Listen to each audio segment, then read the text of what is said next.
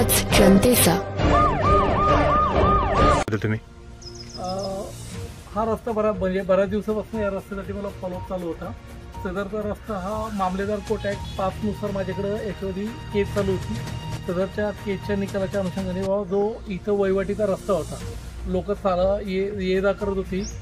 निम्म्या रस्त्यापर्यंत याच्यामध्ये ग्रामपंचायतीचा निधी पाठीमागे पडून तिथं सिमेंटचं कॉन्क्रिटीकरण पण झालं होतं, परंतु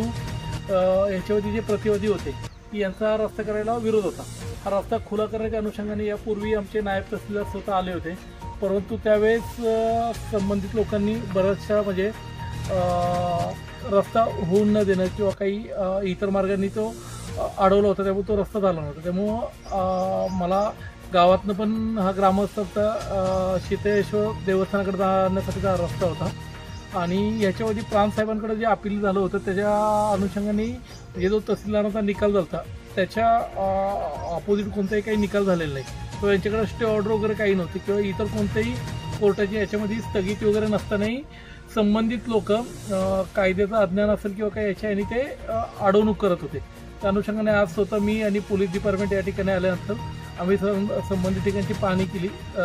संबंधित लोकांना अगोदर समजून सांगितलं, परंतु ते काही गोष्टी समजून येण्याच्या मनस्थितीत नव्हते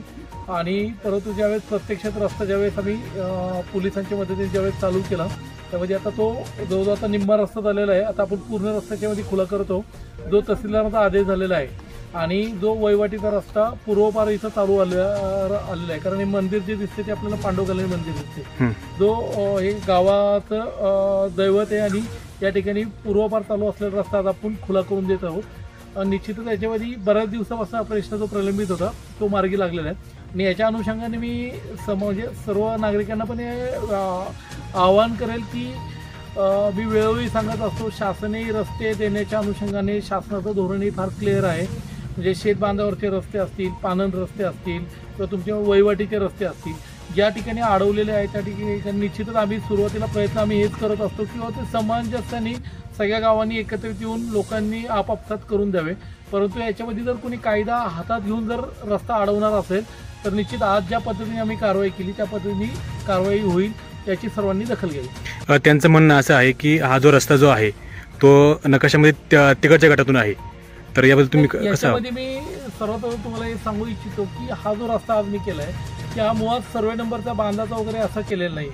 हा रस्ता मामलेदार कोर्ट ॲक्ट 5च्या अनुषंगाने आपण केलेला आहे। मामलेदार कोर्ट ॲक्ट 5 मध्ये रस्त्याचं असं असतं की जे रस्ते पूर्वपार वहिवाटीत पडलेले आहेत हे पारंपरिक रस्ते, आणि या ठिकाणी आपण बघतोय की या ठिकाणी मंदिर पण आहे, या देवस्थानला येण्यासाठीचा हा मुख्य रस्त्यापासूनचा हा वहिवाटीचा रस्ता आहे, याच्यामध्ये अजूनही लोक ह्या रस्त्याने येत असतील, त्यामुळे वहिवाटीच्या रस्त्याच्या बाबतीत जो रस्ता आहे त्या ठिकाणीच आपल्याला करायचा असतो। आणि आपण जर सुरुवातीला जर पाहिलं तर या रस्त्यावर पूर्वी फंड पण पडलेला आहे, कारण ग्रामपंचायतीच्या निधीच्या माध्यमातून जो निम्मा रस्ता कॉन्क्रिटीकरण पण झालेला आहे, त्यामुळे हा काही सर्वे नंबरचा रस्ता नव्हता, त्यामुळं